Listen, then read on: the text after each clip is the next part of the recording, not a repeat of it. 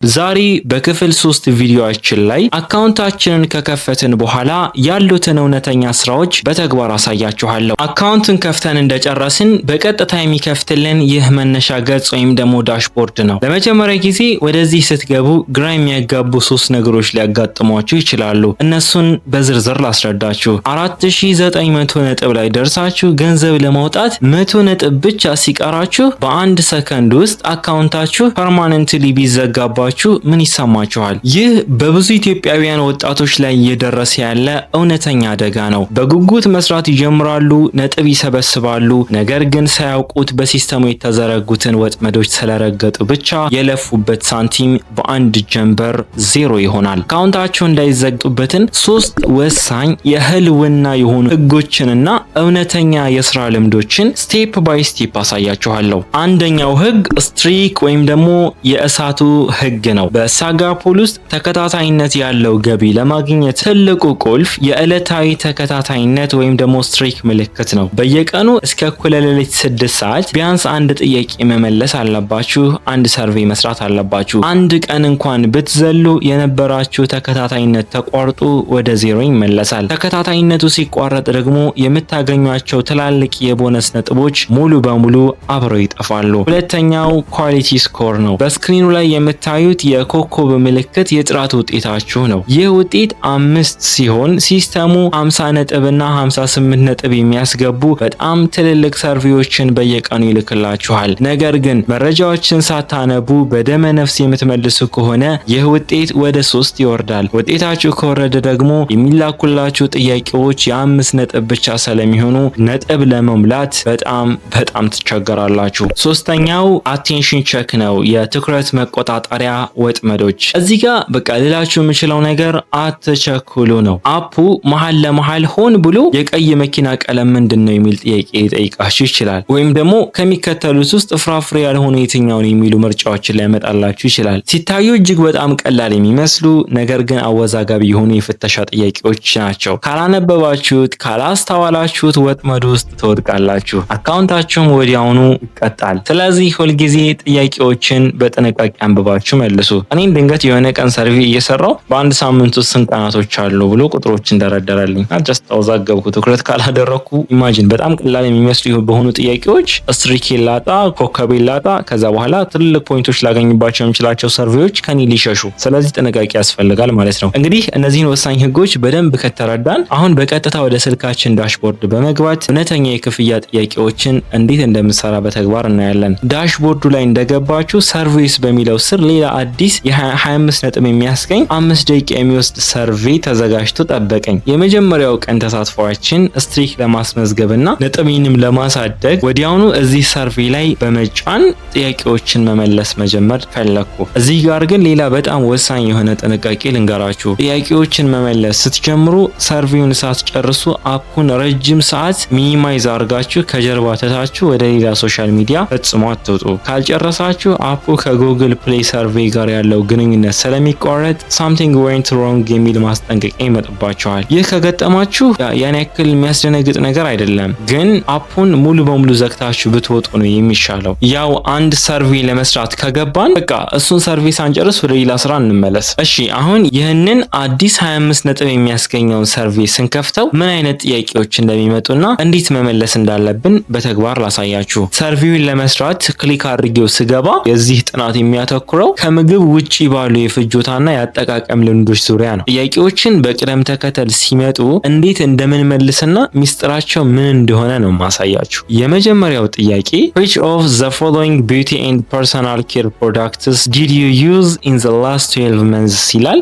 ባለፉት 12 ወራት ውስጥ የትኞቹን የግል ንጽህና መጠበቂያዎች ተጠቅመሃል ነው። እዚህ ጋር መምረጥ ያለብን ለወንዶች እኔ ወንድ ስለሆንኩ የሞላሁትን ወንድ ነኝ ብዬ ስለሞላሁ፣ ሴቶች የራሳችሁን ሙሉ ግልጽ ነው ምን ሊሆን እንደሚችል ማለት ነው። ለምሳሌ እኔ ባዚንግ ባር ሾፕ፣ ሄር ኬር ፕሮዳክት፣ ቦዲ ኬር ፕሮዳክት፣ ዲዮድራንት እነዚህ አይነት ነገሮችን ላይ ወንዶች ሊጠቀሟቸው ይችላሉ። እኔም ልገዛቸው የምችላቸው አይነት ነገሮች ስለሆኑ እነዚህን መረጥኩ። በመቀጠል እኛ የመረጥናቸውን እቃዎች በዝርዝር የሚጠይቁ ተከታታይ ጥያቄዎች ይመጣሉ። ለምሳሌ ለፀጉር እንክብካቤ ሄር ኬር ፕሮዳክት ምንድነው የገዛው አይነት ጥያቄ ሲመጣብኝ ሻምፖ፣ ሄር ኦይል፣ ስታይሊንግ ጄል የሚሉትን መረጥኩ ላኩለት። ሻምፖ መምረጣችን ወደፊት ስለ ሻምፖ ብራንዶች የሚጠየቁ ትላልቅ ሰርቬዎችን እንድናገኝ ይረዳናል። ሌላ ደግሞ ለቦዲ ኬርስ ምንድነው የገዛኸው አይነት ነገር ሲለኝ ቦዲ ሎሽን፣ ፔትሮሊየም ጄል እነሱን መርጥለታለሁ። ቀጥሎ የቤት ውስጥ የጽዳት እቃዎችን የሚጠይቁ የሆኑ ጥያቄዎች ይመጣሉ። ለእነሱ ደግሞ ዲሽ ዋሽንግ ፓስ እና ደግሞ ዲሽ ዋሽንግ ሊኩዊድ ይሄ ፈሳሽ የሆነው እቃ ማጠቢያውን ይህንን መርጠን ስለ አግዚዮን ወይም ደግሞ ስለ ቪም ብራንዶች የሚጠይቁ ሰርቬዎችን እንዲያመጣልን እናረገዋለን ማለት ነው። ስለ ልብስ ማጠቢያ ሲጠይቀኝ ደግሞ ላውንደሪ ዲተርጀንት ኢን ባር፣ ዲተርጀንት ኢን ፓውደር እነዚህ የልብስ ማጠቢያ ሳሙናዎችን እና ኦሞዎችን እመርጥለታለሁ። በመቀጠል በጥናቱ መሀል ላይ we will now ask about your consumption behavior with the last 4 weeks ባለፉት 4 ሳምንታት ውስጥ ስለነበራችሁ የሆነ ነገር ልጠይቃችሁ የሚል ነው። ይህ በሳጋፖል ውስጥ ትልቁ የታማኝነት ፈተና ነው ወይም ደግሞ ኮንሲስተንሲ ቼክ ይባላል። ከዚህ በፊት የመለሰልኝ ጥያቄ ምን ያህል እውነት ነው የሚለውን ነገር ሊያጣራ ነው እዚህ ጋር እየጠየቀን ያለውና ቀጥሎ የሚመጡት ጥያቄዎች ቅድም ከመለስናቸው ጋር በትክክል አንድ አይነት ጥያቄዎች ናቸው። ልዩነቱ ግን ባለፉት 12 ወራት የነበረውን አሁን ባለፉት 4 ሳምንታት ወይም ደግሞ 1 ወራት ማለቱ ብቻ ነው። እዚህ ጋር ቅድም የመረጥናቸው ምርቶች የላ ሳሙና፣ ሻምፖ፣ ሎሽን፣ ዶድራንት እሞላለታለሁ፣ ልብስ ዱቄት፣ ሳሙና ወዘተ እሞላለታለሁ። ያው እናውቀዋለና ቅድም የሞላ ነው በትክክል እነሱን ብቻ በድጋሚ መምረጥ አለብን በዚህ መልኩ ማለት ነው። ቶሎ ያው ሰዓት እንዳይገልብኝ ነው ማፈጥንባችሁ። እዚህ ጋር መልሳችሁ ከተለየ ወይም ከተጋጨ ሲስተሙ ይሄ ልጅ ውሸታም ነው ብሎ ማሰብ ይጀምራል። በዚህ መሃል ነው በቃ የጥራት ውጤታችሁ እየቀነሰ የሚመጣው። ስለዚህ በፍጹም ይህን ነገር እንዳትሳሳቱ አስተውሉ፣ አደራ ነው ምላችሁ። ቀጥሎ የአጠቃቀም ድግግሞሽን የሚጠይቁ ጥያቄዎችን ያመጣሉ። ለምሳሌ ለገላ ሳሙና በአማካይ በየስንት ጊዜው ትጠቀማለህ ለሚለው ኤቭሪዴይ ኦር ኒርሊ ኤቭሪዴይ የሚሉትን ምርጫዎች እንመርጥለታለን። ሌላ ደግሞ ኮተን ውል ኤንድ ኢርባድስ የሚባሉት እነዚህ ለጆሮ ማጭዣ የምንጠቀማቸው ነገሮችን በአማካይ ለምን ያህል ጊዜ ትጠቀማለህ ለሚለው ደግሞ a few times a week የሚለውን ይሄ በሳምንት ጥቂት ጊዜያትን የሚለውን እንመርጥለታለን። ሪል የሚመስሉ ነገሮች ነው ሪኮመንድ ማድረጋችሁ። በየቀኑ የምትጠቀሙ ከሆነ የራሳቸውን ሪያሊቲ ያስገቡ። እኔ ሞስት ፕሮባቢሊቲ ይሆናል ብዬ የማስበው ነገር ነው የምነግራችሁ። እነዚህ ጥያቄዎችን እየጠየቀ ሊያልቅ ሲል እጅግ ወሳኝ የትኩረት ወይም ደግሞ እኔ ጋር ይመጣልኝ ይሄ አቴንሽን ቼክ ጥያቄ እንገራችሁ። ጥያቄው በግልጽ እንደዚህ ይላል It's extremely important that you pay attention to the question in this survey. Please take a strongly disagree. በዚህ ጥናት ውስጥ ላሉት ጥያቄዎች ትኩረት ሰጥተህ በትክክል መመለስህ እጅግ አስፈላጊ ነው። እባክህ strongly disagree የሚለውን ምልክት አድርግ ይላል። እዚህ ጋር ምርጫዎች አሉ አይደል? ከመጡልኝ ምርጫዎች ውስጥ በትክክል ምን ማድረግ እንዳለብኝ እየነገረኝ ነው። I strongly disagree የሚለውን ንካ ነው ያለኝ።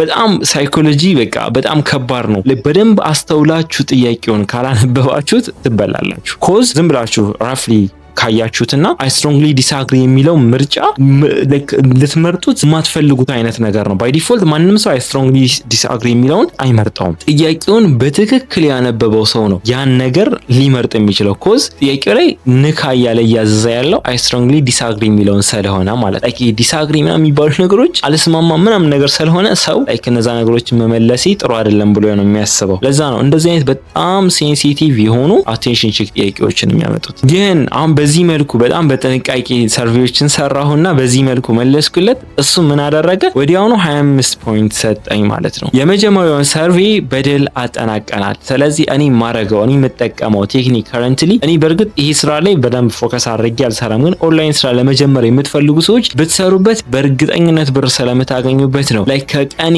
ከማገኛት ውስን ጊዜ በቃ ትንሽ ሰዓት እየሰጠው በቀን አንዳንድ ሰርቬ እየሰራው እንዴት እንደሚሰራ ይህ አፕ ላሳያችሁ በስክሪን ሪከርድ ቪዲዮ ይዤላችሁ እየመጣ ያለሁትና ያ እሳቷን መጠበቅ በቃ ግድ ነው። እሺ በየቀኑ አንዳንድ ነገር መስራት ግድ ነው። እናም ደግሞ ኖቲፊኬሽን ይልክልናል። በቃ ካልሰራችሁ ሰዓታችሁ ሊያልቅባችሁ ነው ቢያንስ ግቡና አንድ ሰርቬ ስሩ የሚል ኖቲፊኬሽን ስልካችሁ ላይ ይገባላችኋል። ችላ ካላችሁት ሰርታችሁ ዜሮ ነው የሚሆነው። ያ ስትራይኩ ፖይንታችሁ አይደለም፣ ፖይንታችሁ ምንም አያደርግባችሁም። እና አሁን አፑን ስንከፍተው ሁለት በጣም የሚገርሙ ነገሮች ገጠሙን። አንደኛው ያው ዕለታዊ ስትራይኬ 1 ሆኗል። ሁለተኛው ደግሞ የጥራት ውጤታችን ስንት ሆኗል? ኮከባችን ከ5 ወደ 3 ዝቅ ብሏል። ይህ በአዲስ አካውንቶች ላይ በጣም የተለመደ ነገር ስለሆነ እንድትደናገጡ አይደለም። ምክንያቱም የመጀመሪያው ምላሻችን ገና በሲስተሙ የተረጋገጠ ስለሆነ ነው። ዛሬ የሚመጡትን ጥያቄዎች በጥንቃቄ ስንመልስ መመለሳችን እርግጠኛ ሲሆን ወዲያውኑ ወደ 5 ነጥብ ይመለሳል ማለት ነው። በቀጣይ ቀን ገብቼ የሰራሁትን የ5 ነጥብ ሰርቬ እንዴት እንዳመጣልኝና እንዴት አድርጌ እንደሰራሁ ደግሞ በድግ ላሳያችሁ። የሰርቬ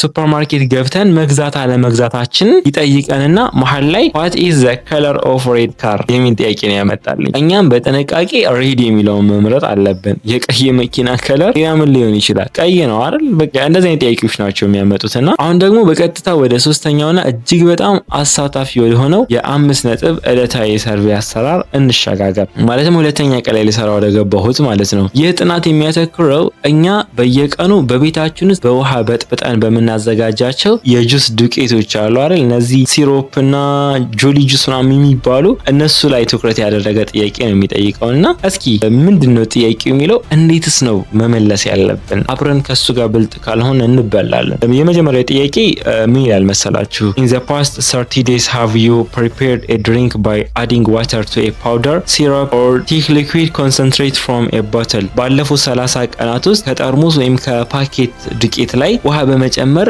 መጠጥ አዘጋጅተሃል የሚል ነው። ኩባንያዎች በውሃ በጥብጠን የምናዘጋጃቸው ምርቶችን የምንጠቀም መሆን አለመሆናችንን ለማወቅ ነው። ማንጠቀም ከሆነ ምን እናደርግላቸዋለን? እዚህ ጋር የስ የሚለውን ነገር ልንመርጥላቸው ይገባል። ይህንን መምረጣችን ወደፊት ስለ ጁስ ዱቄት ብራንዶች የሚጠየቁ ተጨማሪ ሰርቬዎችን በደንብ እንድናገኝ ይረዳናል። ቀጥሎ የሚመጡት ሁለት ጥያቄዎች በጣም ወሳኝ ናቸው። መጀመሪያ ባለፉት 30 ቀናት ውስጥ የትኛውን ተጠቅመሃል ለሚለው ፓውደር ሻኬት፣ የዱቄት ፓኬት እና ፕላስቲክ ቦትል ሊኩዊድ ወይም ደግሞ ስኩዊሽ በፕላስቲክ ጠርሙስ የሚጠጣ የፈሳሽ ጁስ ብለን ብንመርጥለት አሪፍ ነው። ወዲያውኑ የሚከተለው ጥያቄ which of these formats do you currently have in your home? በአሁኑ ሰዓት በቤት ውስጥ ያሉት የትኞቹ ናቸው የሚል ጥያቄ ይመጣል። ይህ ትልቅ የታማኝነት ይሄ ኮንሲስተንሲ ቼክ ጥያቄ ነው። እዚህ ጋር ቅድም የመረጥናቸውን ሁለት ማለትም ፓውደር ሳቼትስ እና ፕላስቲክ ቦትል ሊኩዊድ የሚሉ በትክክል እነሱን ብቻ በድጋሚ መምረጥ አለብን። ካልሆነ ግን ሲስተሙ የተጋጨ መረጃ እንደሰጠነው ስለሚቆጥር አካውንታችንን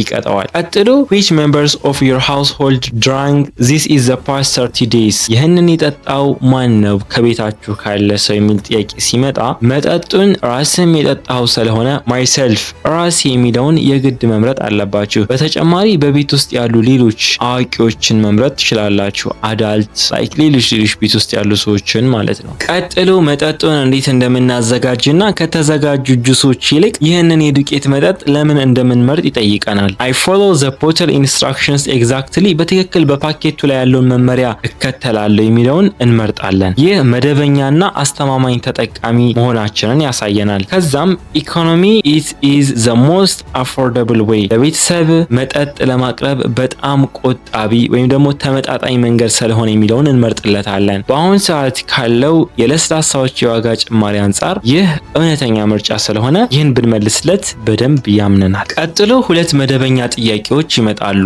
ራስን እንደ አጫሽ ትቆጥራለህ ለሚለው የማታጨስ ከሆነ no I never smoked በፍጹም አጭሽ አላውቅም የሚለውን ምረጥ። ሪኮመንድ የሚደረገው እሱ ነው። ከዛ በኑሮ ውድነት ምክንያት ከወተት ተዋጽኦዎች የትኛውን ቀነስክ ለሚለው ዮገርትና በተር የሚሉትን መምረጥ ትችላለህ። እነዚህን ነገሮች ቀንሼ ነው ጁስ ፓውደር መጠቀም የጀመርኩት የሚለውን ነገር እንዲያስብ ማለት ነው። እዚህ ጋር በሰርቪው መጨረሻ ላይ ሲስተሙ ሊያጠምደን የሚችል እጅግ አስገራሚ የትኩረት ጥያቄ ያመጣልናል። ያው ብዙ ጥያቄዎችን ስለጠየቀኝ ላይክ እናንተ ጋር እነዚህ ጥያቄዎች ሊመጡ ይችላሉ፣ ሌሎችም ሊመጡ ይችላሉ፣ ግን ልምድ እንዲሆናችሁ ነው። please select only the brand big from the list below እባክህ ከታች ካለው ዝርዝር ውስጥ ቢግ የሚለውን ብቻ ምረጥ እያለ ነው። ስለዚህ የምንመርጥለት የትኛው ነው? ያው ቢግ የሚለውን ነው። ትላንትና ከነበረው ቢግ ብራንድ ጥያቄ ጋር በጣም ይመሳሰላል፣ ነገር ግን ሆን ብሎ ስም ቀይሯል። ይህንን ጥንቃቄ የተሞላበት ምላሽ ሰጥተን ስንጨርስ ወዲያውኑ የ5 ነጥብ የዕለታዊ